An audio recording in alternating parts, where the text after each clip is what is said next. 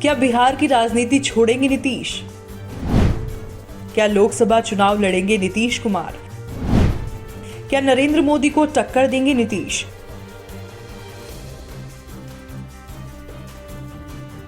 क्या नीतीश कुमार बिहार की राजनीति छोड़ केंद्र की राजनीति में किस्मत आजमाएंगे? क्या वे प्रधानमंत्री नरेंद्र मोदी को सीधी टक्कर देने के लिए प्रयागराज के फूलपुर से चुनाव लड़ेंगे? क्या नीतीश कुमार को तमाम विपक्षी दल स्वीकार कर लेंगे और उनके पीछे एकजुट हो जाएंगे? ये सवाल इसलिए उठ रहे हैं क्योंकि बिहार के मुख्यमंत्री के फूलपुर से लोकसभा चुनाव 2024 लड़ने की चर्चा जोरों पर है। देश के पहले प्रधानमंत्री जवाहरलाल नेहरू फूलपुर से संसदीय चुनाव लड़ते थे। पंडित जवाहरलाल नेहरू इस सीट से 3 बार सांसद चुने गए थे। पूर्व प्रधानमंत्री वीपी सिंह भी फूलपुर से सांसद रह चुके हैं। राजनीतिक विश्लेषकों का कहना है कि नीतीश कुमार ने भले ही दिल्ली में कहा हो कि वे प्रधानमंत्री पद के उम्मीदवार नहीं होंगे, बल्कि उनकी भूमिका विपक्ष को बीजेपी के खिलाफ एकजुट करने की होगी, लेकिन सच इसके उलट है। सच ये है कि जेडीयू के इस नेता की नजर निश्चित तौर पर पीएम पद पर लगी हुई है और उन्होंने इसे ध्यान में रखकर ही बिहार में बीजेपी से नाता तोड़ा। पर्यवेक्षकों का कहना है कि दरअसल फूलपुर से चुनाव लड़ने के पीछे नीतीश कुमार की रणनीति ये है कि वे बिहार से बाहर निकलकर उत्तर प्रदेश की ओर रुख करें, क्योंकि पुरानी कहावत है कि दिल्ली की सत्ता का रास्ता उत्तर प्रदेश से होकर गुजरता है। नीतीश कुमार यूपी से चुनाव लड़कर अपने ऊपर लगे बिहार के नेता के ठप्पे से भी छुटकारा पाकर खुद को राष्ट्रीय राजनीति में स्थापित करना चाहेंगे। नीतीश के जिस फूलपुर सीट से किस्मत आजमाने की चर्चा है, वहां से पीएम नरेंद्र मोदी के संसदीय क्षेत्र वाराणसी की दूरी करीब 100 किलोमीटर है। ये एक तरह से नरेंद्र मोदी के लिए चुनौती होगी कि वे नीतीश कुमार को हराए। वोटों के गणित के लिहाज से भी फूलपुर नीतीश कुमार के लिए ठीक है। फूलपुर में कुर्मी वोटर 3 लाख के करीब है।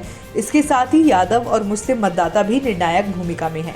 कुल मिलाकर स्थिति ये है कि फूलपुर से चुनाव लड़कर राष्ट्रीय स्तर पर बड़ा सियासी संदेश दिया जा सकता है।